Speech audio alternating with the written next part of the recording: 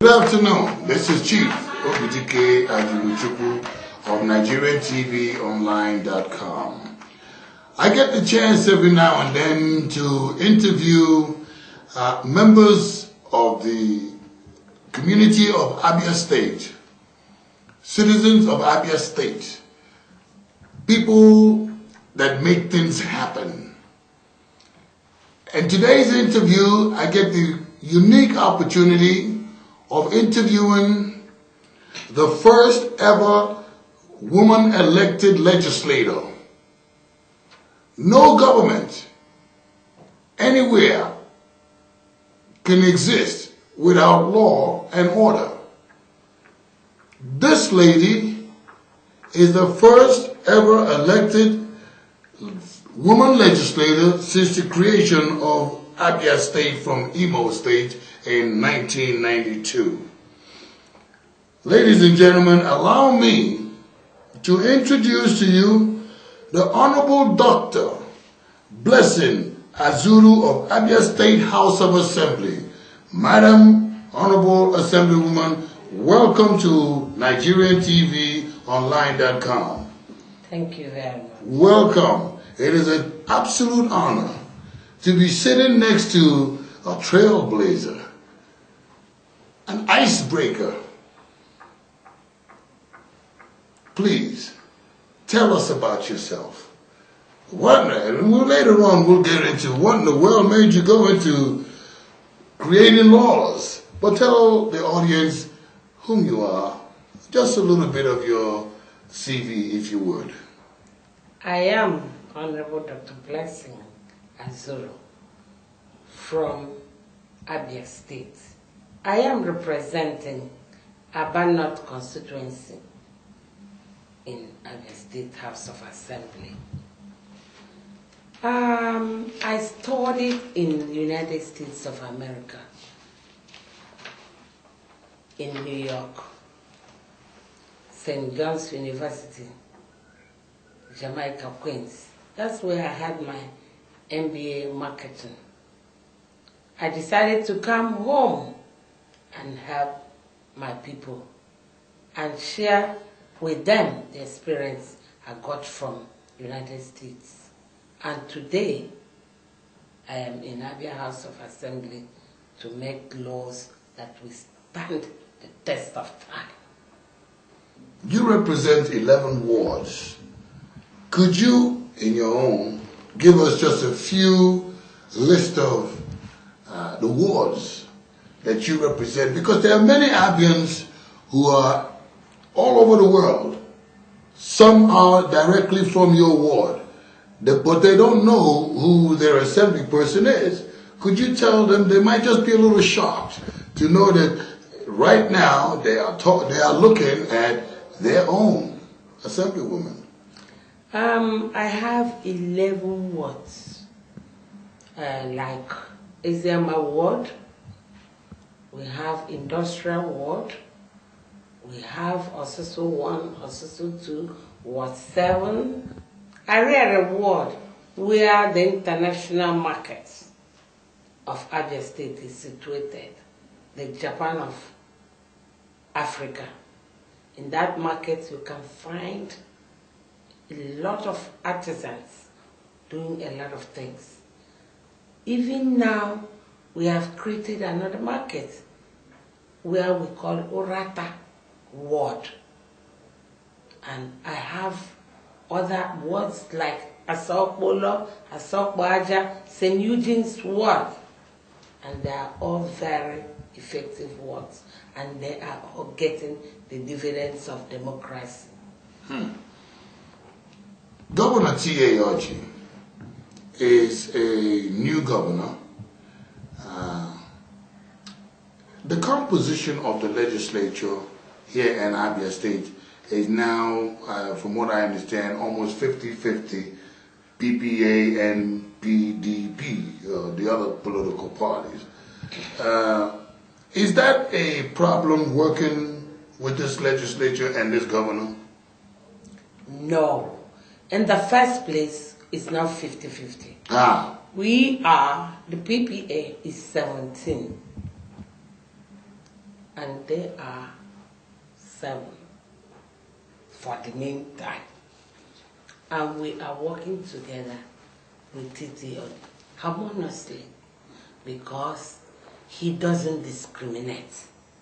He carries every person, every local government, every constituency along by giving each and every local government what belongs to them. Mm-hmm. Mm-hmm. What is it like to be the first ever elected woman legislator in the assembly? Well, what is it like? You walk into this house of assembly full of men, and you walk in there as the only woman to break the... What do you feel like? Well, I know that question is going to come up. I don't feel anything. I take them as my brothers. We all work together harmoniously. Whenever they are going wrong, I correct them.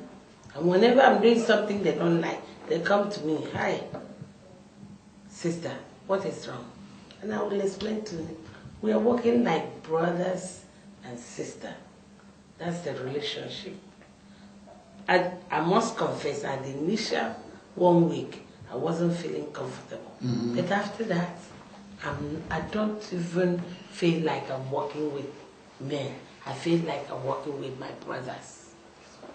Oh, that's commendable to say, but there must have been a pain in the neck. You know, most of us are men, but it is creating laws and developing laws, so no problem at all. Sometimes, when I bring that gender-sensitive laws, I find it difficult to go through sometimes. Mm-hmm. Like when I brought up widowhood bill. Mm-hmm. They said I should make it widows and widowers. Well. I agreed with them. After a while, I changed the topic. And now, we're going on fine. Before we go into legislative bills and making of laws, I would like to really get into that subject because I think that's exactly what this program is trying to project, making laws.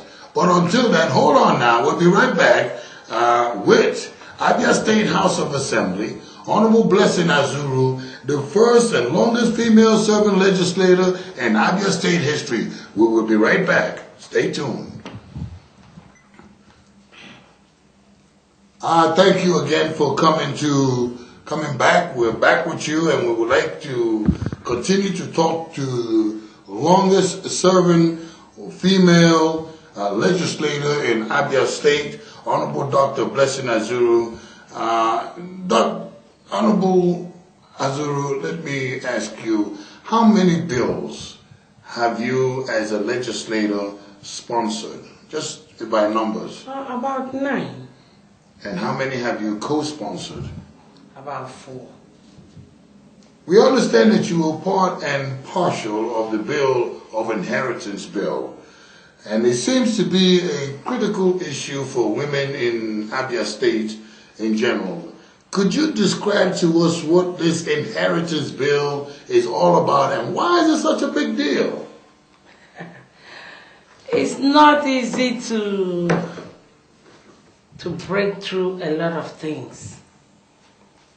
It's not easy to put something that has not been on the table for everybody to watch and see. In our culture here, when your husband dies or something happens to your father, the relations take away everything. So today, I am one of the women that are fighting against that. Because when a man has suffered with a woman to bear children, work hard to get houses and so on and so forth, when he dies, it's not very good for anybody to take away the wealth from the woman or from the relations. So this time around, we are fighting so that women can get whatever they can whenever the husbands, fathers die. And today, the culture is making it a little bit difficult for us to break through. But we are fighting it on. And very soon, I said very soon, the men will understand why we are fighting, and they will help us to pass that bill into law. I think you have an awful lot of support, both on the men's side and women's side, because it seems to be something that is essential. But amongst other bills that we have heard that you have sponsored, it's disabled person protection bill. What does that entail, this disabled protection bill? You know, in life, some people are disadvantaged. We who are, by God's grace, are very healthy should look into their problems. For instance, as a blind person, you can't leave him alone. They have something they use in reading, you buy them. As a mentally retarded person, they can be taken care of in a home. As an amputated somebody with one leg, you can help one way or the other. If we leave them to be staying along the streets, begging every day, it's not fair. You can even see those who are thrown out of their families because they had triplets, quadruple, or twins, whatever. Mm-hmm. You take them into motherless babies' home and take care of them. This law you call disabled people, person's bill is very, very important to take care of. It takes care of a lot of things. The blind, the cripple, the orphans, everything. And I'm praying very hard for that bill to go through. The men in the House of Assembly, they seem to buy it. It's a very happy bill. How would this work? Will you be working with the hospitals, with the Commission of Health to provide these facilities once the bill becomes law? And who sponsors it in terms of funding? The funding, the government will come in, and the donor agencies will come in. Donor agencies from outside? Outside. Non-government agencies? Yes, they will all come in. And they will help in one way or the other. Because the Women Affairs will come in, because they will do what we call, they'll take a ride around the town and pick up some of those people sitting down along the street. Will they get psychiatric help if they need it? Of course. Physical therapy? Of course. We have one already at Itumbozo, managed by Nkechi Conwell.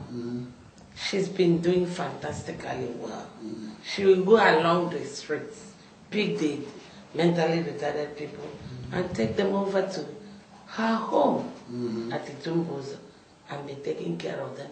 And some of them are now well, and they've gone back. They've all gone back. Some of them have gone back to their respective homes. Would this bill give support to private care, homeowners who have ample space in their home?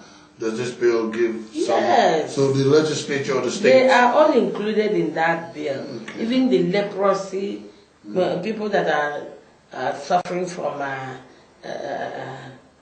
leprosy, they are all included in the bill. Because if you go to Uzakalina, the small home over there, some of them will be in that place for 6 months and they will be well. And the government will provide them with equipment, sewing equipment, carpentry equipment, and so on and so forth. The government has been doing that. Part of your state, and they've been doing very well. Part of your state of independence means that you may be able to get some funding, even if it's stipend. Do we know if these programs of this bill will cover some funding for those who are disabled? A stipend to help them know how to shop and do all these things? In the homes, like Tumbos, I said before, they teach them a lot of things. Okay. They teach them a lot of things. You know, it's not only that. Individuals can establish whatever they feel that we have the government, because the government can do it all. By itself? By itself. For instance, I myself have established what I call free medical examination center. Free medical examination center for all. Already I have widows' home. In that place, I help all the widows yearly. I give, for example, during Christmas, I'll call all of them. I give them bags of rice, soap, wrappers to make them happy. And some of them, I send them to have little trading by giving them free interest loan of 10,000, 20,000 to start off something of their own rather than begging. That's critical. That's very important. A free medical center, free interest loan to do start up a business. Right now, it's not well equipped. I'm still asking the big corporations to help me purchase big machines for that center. So, if you had an opportunity, Honorable Azuru, would you ask the world or anybody who is in the medical field, would you ask them for NGOs to come in to help you out? I will very much appreciate it if the donor agencies will come in, NGOs abroad will come in and help me out, because I almost died sometime last year because of lack of machines to test a lot of things. Now that I'm well, I decided to establish free medical examination center that is not well equipped. I'm asking NGOs, able men, rich men around to come and help. What about Abians who are in diaspora? That's even very important. Because I know that there are many Abians in diaspora that have money. They should buy good machines and send into that house. They can contact you. Yes, they can contact me at 27 Bright Street, Abia State. And my telephone number is 080-355-33446. 080-355-33446. I will answer the questions they want me to answer and tell them what areas they can help that organization. The organization is called Blessings Welfare Trust. Thank you. We do hope that you understood that, and we hope that you also help out by making contact to her. We'll be right back, because there's other bills that you have co-sponsored, and I want to touch on that before we conclude this interview. And I don't want to, but I know that we have to. But we'll be right back. Just stay tuned. Just stay tuned as we come back with Honorable. Let's get it on. Welcome back. This is Chief Obidike Ajuluchuku of Nigerian TV Online. And we would like to welcome Honorable Dr. Blessing Azuru, the longest female serving legislator in Abia State. Madam, welcome back again to NigerianTVOnline.com. Let's talk about, it's an amazing thing in this country.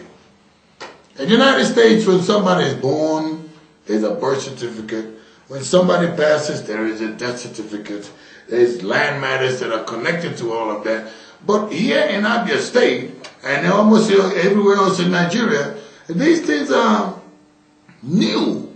But you have co-sponsored a bill involving registration of birth certificate. How is that going on? Is it all done? Is it not being done everywhere in Abia hospitals? We have it even in our constitution, and we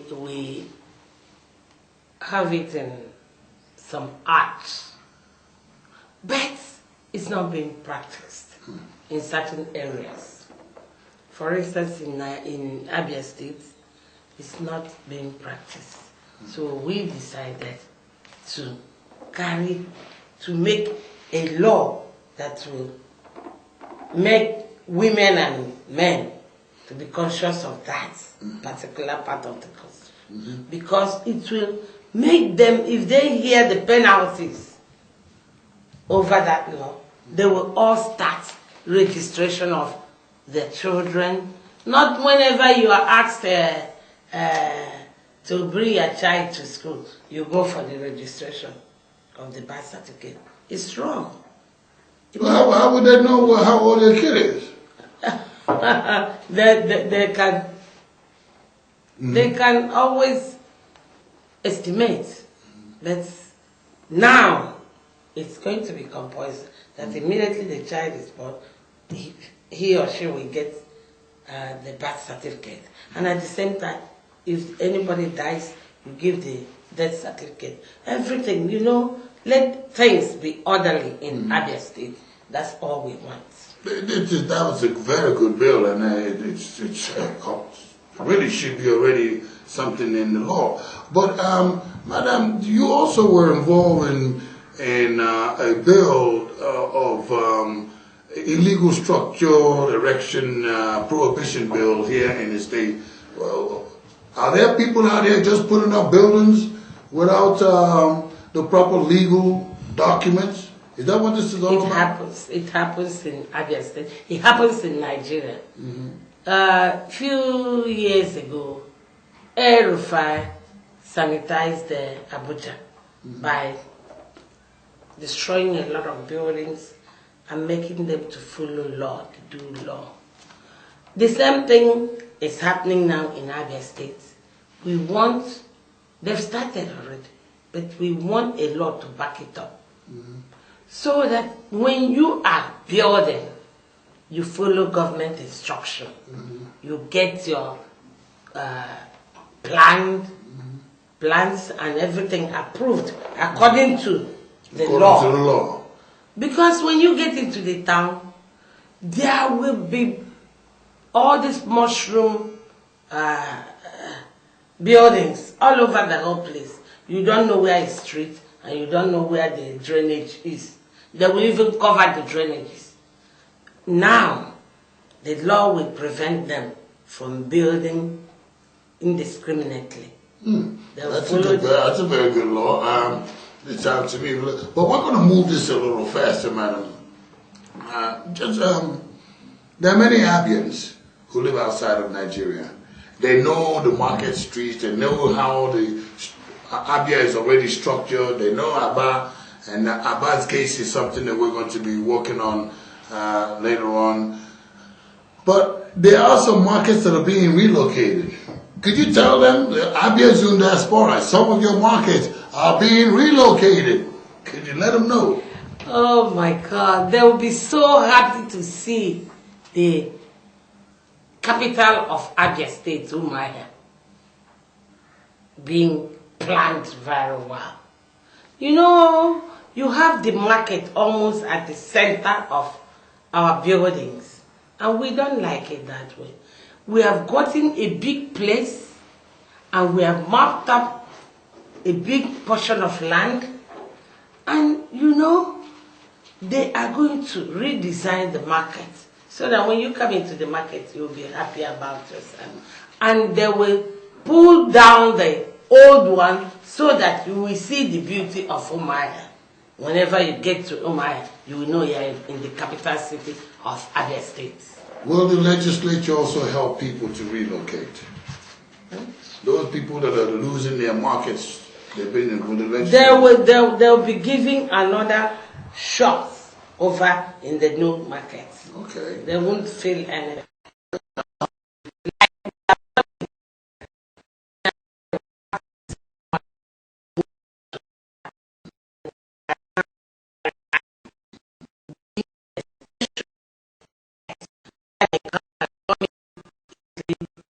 Lorry, whatever, they have car parks, they have